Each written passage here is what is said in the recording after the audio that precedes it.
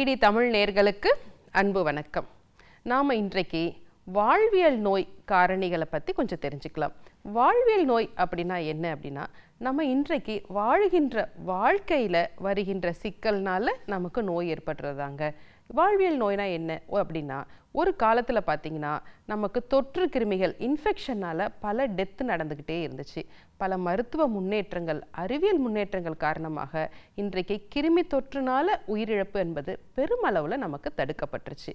ஆனால் இன்றைக்கு நம்ம வேறொரு பாதையில் போயிட்டுருக்கோம். அதாவது கிருமிகள் இல்லை, ஊட்டச்சத்து கிடைக்குது, இருந்தாலும் நோய் ஏற்படுகிறது. அதுதான் வாழ்வியல் நோய். என்ன காரணம் அப்படிங்கிறத ஆயுர்வேத அணுகுமுறையிலேயே நம்ம பார்க்கலாம். 5000 ஆண்டுகளுக்கு முன்னால் இருக்க ஆயுர்வேத புத்தகத்திலேயே சந்தர்ப்பண ஜன்னிய வியாதிகள், அதாவது உணவை அதிகமாக எடுத்துக்கொள்வதனாலோ அல்லது கொழுப்புள்ள உணவுகள் எடுத்துக்கொள்வதனாலோ ஏற்படுகின்ற நோய்கள் அப்படிங்கிறத சொல்லியிருக்காங்க. சந்தர்ப்பணம் அப்படின்னா போஷாக்கு நிறைந்த உணவுகள். இன்றைக்கு நம்ம என்ன நினைக்கிறோம் அப்படின்னா, நமக்கு கிடைக்காத உணவுகள், சின்ன வயசில் நமக்கு நிறைய உணவுகள் கிடைச்சிருக்காது, நம்ம குழந்தைகளுக்கு கொடுக்கணும், அவங்க ஆரோக்கியமாக இருக்கணும், நோய் எதிர்ப்பு சக்தி கிடைக்கும் அப்படின்னு நினச்சிட்டு அளவுக்கு அதிகமாக சாப்பிட்றோம். அதுதான் முதல் பிரச்சனை. இதை எப்படி சின்ன விஷயமா நம்ம தெரிஞ்சுக்கலாம், புரிஞ்சுக்கலாம்னா சுவை அடிப்படையில் போகலாம். ஏன்னா இன்றைக்கு நம்ம கார்போஹைட்ரேட், புரோட்டீன் அப்படின்னு நிறைய விஷயங்களை பேசிகிட்டு இருக்கோம். ஆயுர்வேதத்தில் இன்றைக்கி சுவை அடிப்படையில் தான் சொல்லியிருக்காங்க. எடுத்துக்காட்டாக பார்க்கலாம். 3 தோஷங்களை பற்றி நம்ம நிறைய நிகழ்ச்சியில் பேசியிருக்கோம். இதில் கபம் அப்படிங்கிறது ஒரு நிலைத்தன்மை, உடல் பருமனுக்கு காரணமானது. பித்தம் அப்படிங்கிறது உடல் சூட்டுக்கு காரணமானது. இதை எதற்கூட நம்ம ஈக்குவேட் பண்ணுவோம்னா, உணவின் சுவை கூட. நம்ம சாப்பிட்ற உணவு அறுசுவை நம்ம எல்லாருக்கும் தெரியும். அதில் இனிப்பு சுவை, புளிப்பு சுவை, உப்பு சுவை. இனிப்பு அப்படிங்கிறத எடுத்துக்கலாம். நம்ம சாப்பிடுகின்ற அரிசி, கோதுமை, சிறுதானியம், கேழ்வரகு, பச்சை பயிறு, தட்டைப்பயிறு எல்லாமே இனிப்பு சுவை சார்ந்தது தான். ஆனால் இந்த இனிப்பு சுவையில் இருக்க வேறுபாடு அப்படிங்கிறத உணர்ந்துக்கணும். மைதா, கோதுமை, சர்க்கரையில் மிக அதிகமான இனிப்பு சுவை, அரிசியில் மிக அதிகமான இனிப்பு சுவை. இதிலிருந்து சற்றே குறைந்தது தான் நம்மளுடைய சிறுதானியம், கேழ்வரகு எல்லாமே. அப்போ நம்ம இன்றைக்கு அதிகப்படியான எதை சாப்பிட்றோம்னா அரிசி சார்ந்த உணவுகளை எடுத்துக்கொள்கிறோம். அதற்கப்புறம் சுவை ஊட்டிகள் அப்படின்னு பேர். சர்க்கரையை நம்ம சேர்த்து சாப்பிட்றோம். ஒரு காலத்தில் இனிப்புனா அது தேனாக இருக்கும், கரும்பாக இருக்கும். அந்த கரும்பை நம்ம அதிகமாக சாப்பிட முடியாது. ஆனால் இன்றைக்கு ரிஃபைன்டு சுகர்ஸ் நிறையா வந்துருச்சு. காலையில் எழுந்த உடனே ஒரு காஃபி அல்லது டீ அப்படின்றது மாறிடுச்சு.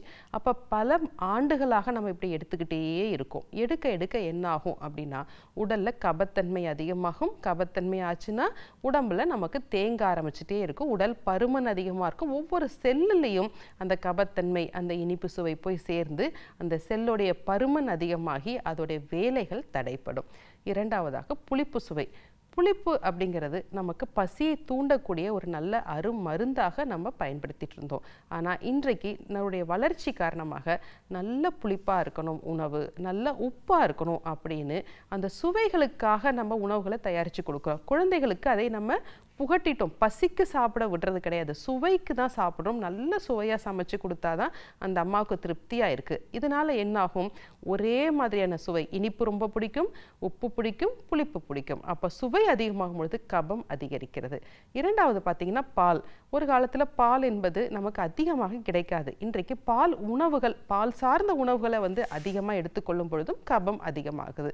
அதன் பிறகு இனிப்பு சார்ந்த உணவுகள். வெள்ளை சர்க்கரை கெடுதல்னால் இன்றைக்கி பல பேஷண்ட்ஸ் கேட்பாங்க, டாக்டர் நான் சர்க்கரையே சாப்பிட்றதில்ல, என்ன சாப்பிட்றேன்னு கேட்டால் நான் நாட்டு சர்க்கரை சாப்பிட்றேன், கருப்பட்டி சாப்பிட்றேன், தேன் சாப்பிட்றேன். இது எல்லாமே இனிப்பு சுவை சார்ந்து தான். இதுவும் கண்டிப்பாக உடலில் கபத்தை அதிகரிக்கும். கடைசியாக பார்த்திங்கன்னா அதிகமான நான் வெஜிடேரியன் டொமஸ்டிக் அனிமல்ஸை சாப்பிட்றது. டொமஸ்டிக்னா வளர்ப்பு அனிமல்ஸ். வளர்ப்பு அனிமல்ஸ்க்கு நம்ம என்ன கொடுக்குறோம், நிறைய கிராமங்களில் பார்த்திங்கன்னா அரிசியை தான் உணவாக கொடுக்குறாங்க, கோதுமையை கொடுக்குறாங்க. அப்போ அந்த விலங்குகளும் அந்த கபத்தன்மையோடு இருக்குது. அந்த கபத்தன்மையான மாமிசத்தை நாம் எடுத்துக்கிறோம். அப்போ உடல்ல கழிவுகள் தேங்கிக்கிட்டே இருக்குது. அதற்கு அடுத்தபடியாக பகல் உறக்கம். இன்னைக்கு பகல் உறக்கம் அப்படிங்கிறது நம்ம எப்படி சொல்லலாம்னா, நம்மளோட சிட்டிங் ஜாப், செடன்ட்ரி லைஃப் ஸ்டைலை சொல்லலாம். இன்னைக்கு நம்ம பல நேரங்களில் உட்கார்ந்து தான் வேலை செய்கிறோம். கொஞ்சம் தூரம் கூட நடக்கிறது கிடையாது.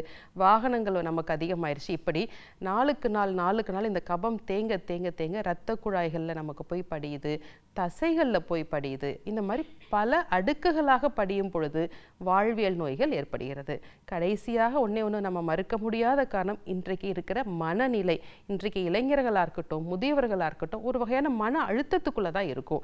இந்த மன அழுத்தமும் வாழ்வியல் சிக்கல் அதிகரிக்குது. இதனால் நமக்கு அடிக்ஷன், நிறைய காஃபி குடிக்கிறது, சாக்லேட் சாப்பிட்றது அல்லது ஆல்கஹால் எடுக்கிறது, ஸ்மோக்கிங், இந்த மாதிரியான பிரச்சனைகள் அதிகரிக்க அதுவும் நம்மளுடைய வாழ்வியல் சிக்கலை ஏற்படுத்துகிறது. அப்போ என்னென்ன மாதிரியான நோய்கள் நமக்கு ஏற்படுதுன்னா, முதல் உடல் பருமன் இருக்குது, அதுக்கப்புறம் சர்க்கரை நோய், அப்புறம் புற்றுக்கட்டிகள், நாள்பட்ட சுவாச கோளாறுகள், இப்படி பல பிரச்சனைகள் ஏற்படுகிறது. சரி நேயர்களே, இன்றைக்கு வாழ்வியல் நோய்க்கான சில காரணிகளை பற்றி இந்த தொகுப்பில் பார்த்தோம். மற்ற நிகழ்ச்சியில் இதை பற்றி மேலும் தெரிந்து கொள்ளலாம். நன்றி, வணக்கம்.